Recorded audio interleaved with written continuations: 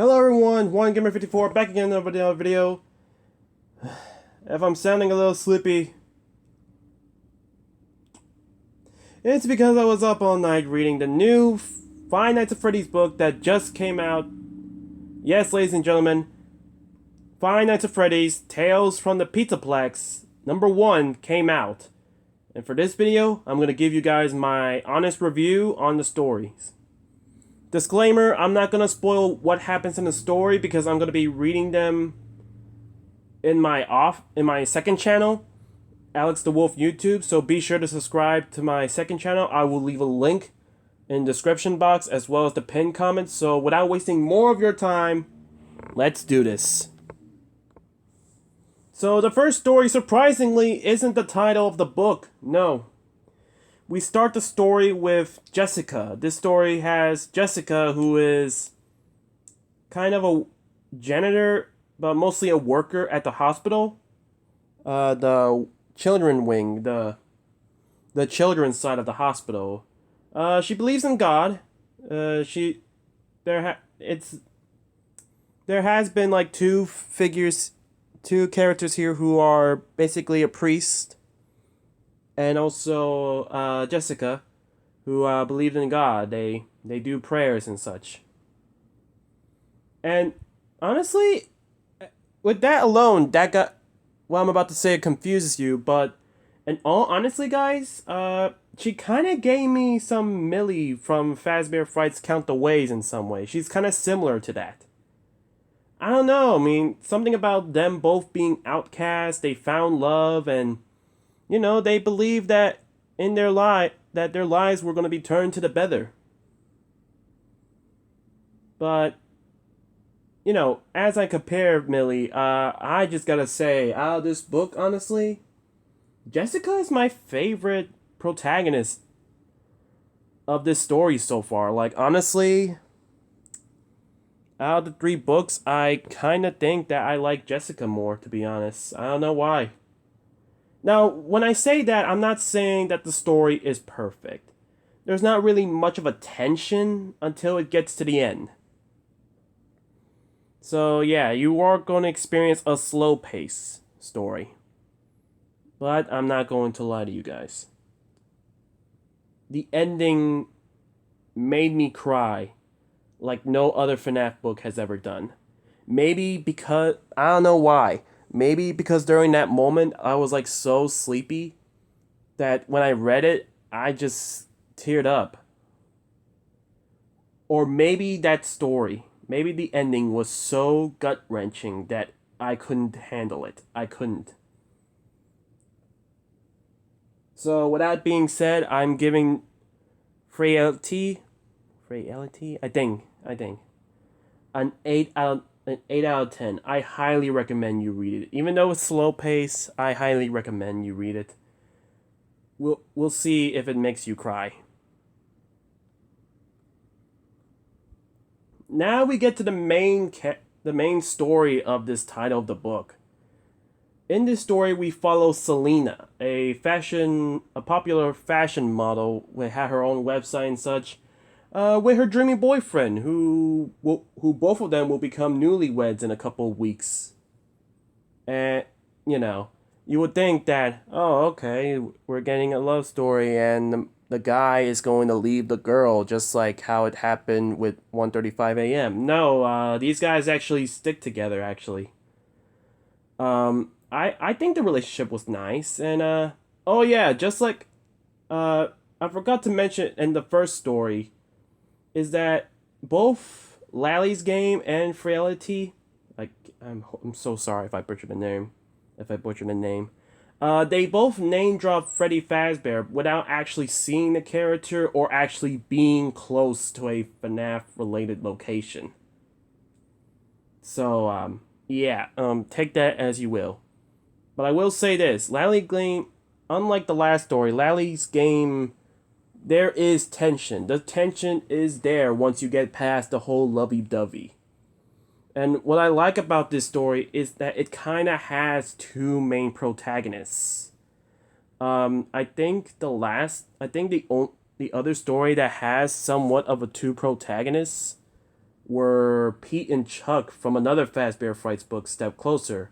Which, will you look at that? That's the next story that's going to be read through in the Fazbear Frights series that I'm going to be reading. So, keep a lookout on that on the second channel as well. Now, I'm not trying to spoil anything to you guys, okay? This is just a review. I'm not trying to spoil anything to you guys. But tell me why, when I was reading this story, like, at 7 o'clock in the morning, yes, unfortunately I woke up 7 o'clock in the morning and I couldn't sleep. Tell me why, when I was listening to some music, why was this music, I don't know what the music is, and I don't want to pull it up because of copyright, but it was for this meme, like the losing my mind meme, like, feeling like I'm losing my mind, damn it, it's on the time, baby. You know the one. And why did it fit the story so perfectly?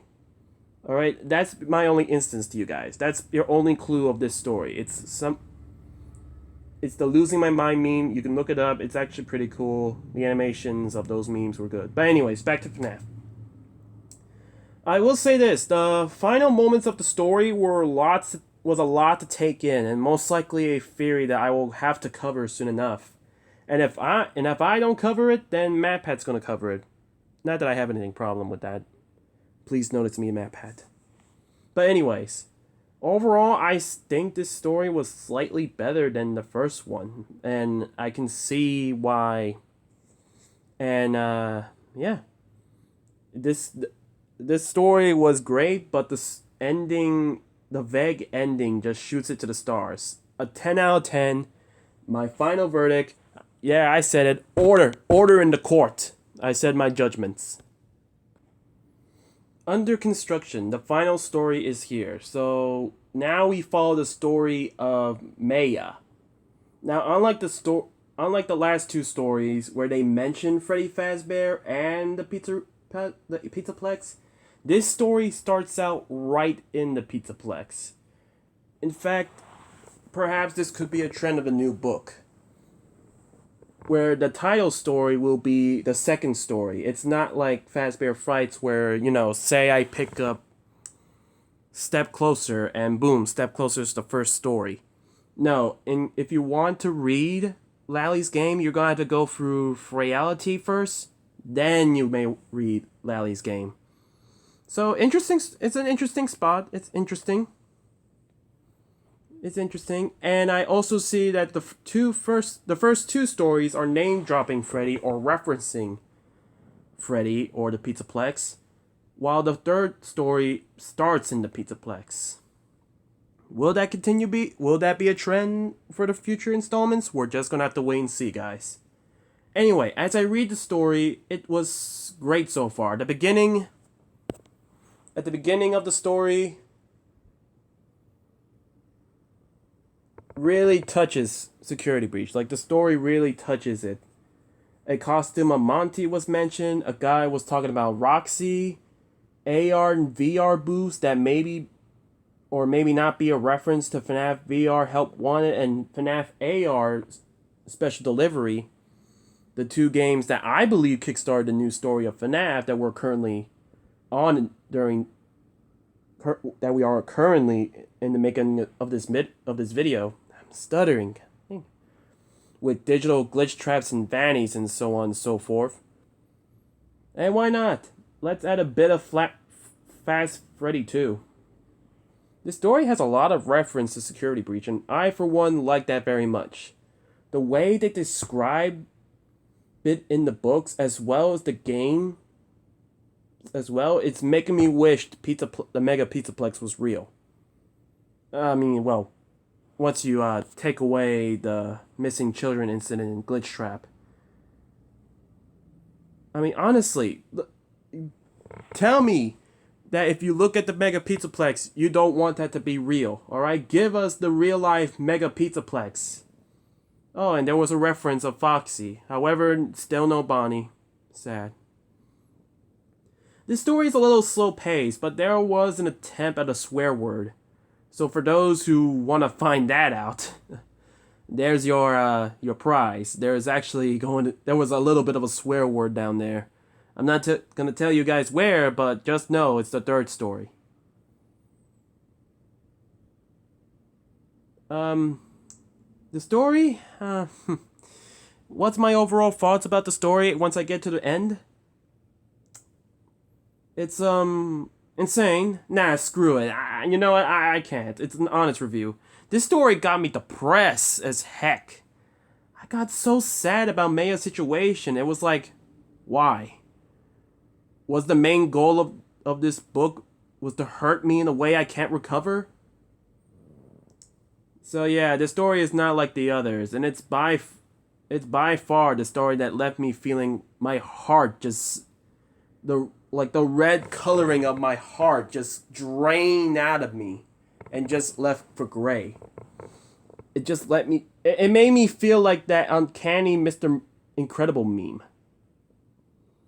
Like, I'm actually real with you guys. I'm actually real with you guys. It really is.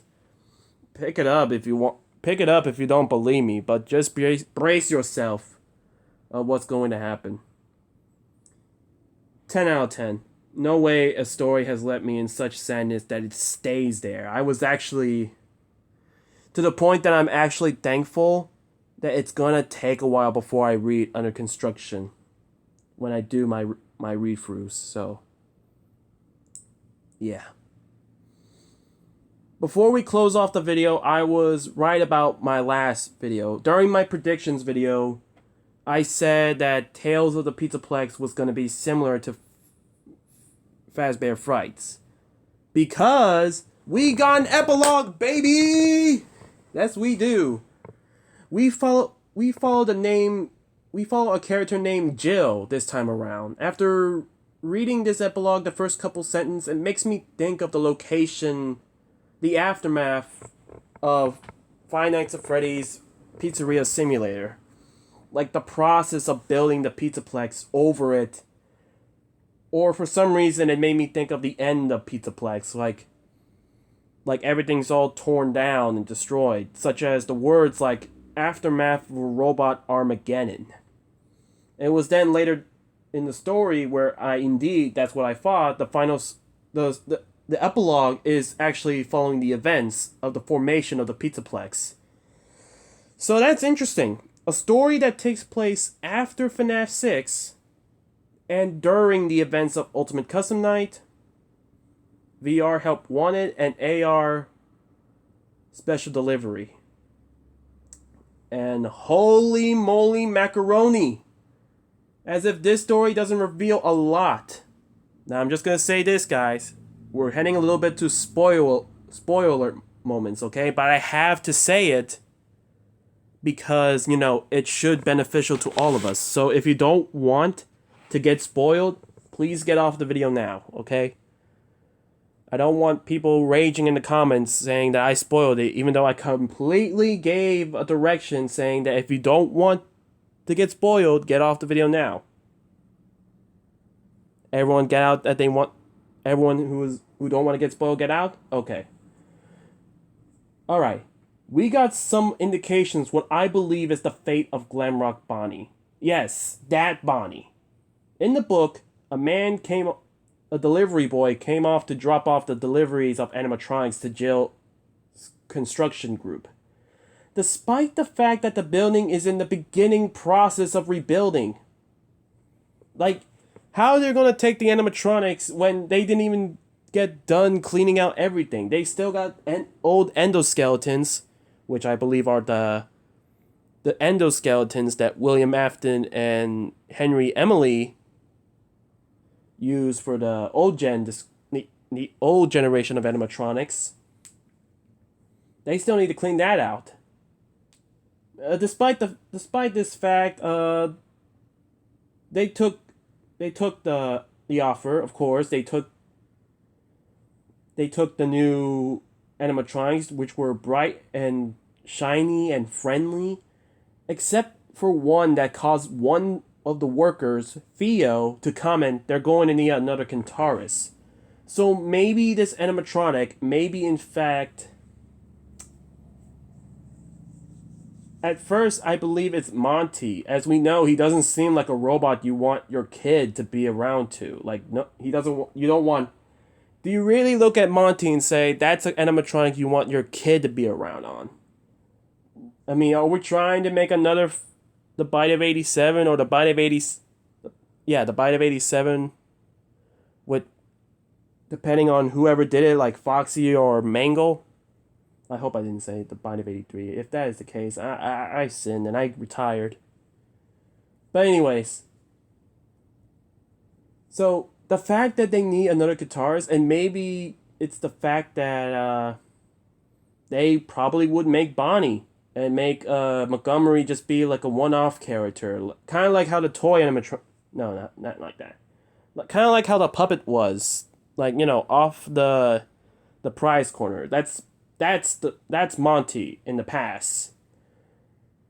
But let's just say that's gonna bite them down the line, which that's probably setting up the domino effects of what has happened to Bonnie. Maybe that's what Monty believes. Monty got ridiculed and ostracized because of his looks, and they feel like they need to rebuild. They need to make Bonnie to be the guitarist. So I don't know. That could just me being my sleeping brain playing fools with me. But if you want to check it out, I'm happy to hear your theories. Speaking of spying them down the line, Jill learned the hard way when he made the new endoskeleton. Most likely the ones in Security Breach. The ones that you gotta keep your eyes on or they follow you to make their job easy. He uses one of them to make his job easier. You see, the job that Jill was doing was he and the other construction workers were pulling apart old endoskeletons because they're trying to build over this. The dirty remains of the FNAF 6 location. But you could say, all I'm just gonna say is this. Jill got disarmed. It was brutal, man. It was brutal. The endoskeleton literally just grabbed Jill and just ripped the arms off his his arm socket. I was like, hey, yo! And Jill wasn't the only victim, to the point that basically I can say Danny, Jill's co-worker and all-around goody two-shoes, was the only survivor. And he was a goody two-shoes. He said they described that his mother said that, being nice to all people and, look out for others. Nah, my boy. Danny took those moralities and leave. He left because because of what has happened. So yeah, from that robot genocide to the whole construction crew, let this be a lesson. There is a lesson to be learned from Jill's mistakes, and to anyone who thinks they top dollar than a robot. Don't try to be higher than a robot. If your name ain't William Afton, you ain't competing. The story ends with Danny screaming "seal it" over and over. So my mind is telling me that the location of that this is how the secret Afton boss, the setting was made. To seal off the endoskeletons down there. That's why they're building over it. I hope that's the case, but later more epilogues will come, so hopefully it might make some sense. So yeah.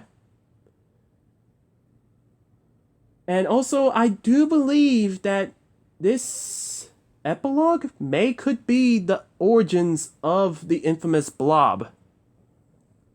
Considering that there are a bunch of robots down there, dismantled endoskeletons that, if further down the line, you could have some things and it could form together. Plus, with the spirits of the workers down there, you know? But, you know, that's just a theory. And with that, that ends my review with Tales from the Pizzaplex. Overall, I think this book 1 is a good start of the new book series, and I highly recommend you guys have a read about it, either digitally or the hard copy, which I am now looking for. So like the video to let me know you enjoyed the video. Comment down below what are you excited from this new book series, or what questions you hope this series will answer. And subscribe to the channel. We're trying to upload daily as well as subscribe to my second channel that is down in the description and the pinned comment, Alex the Wolf YouTube, for upcoming read-throughs of Tales from the Pizzaplex. This is 1Gamer54 signing off.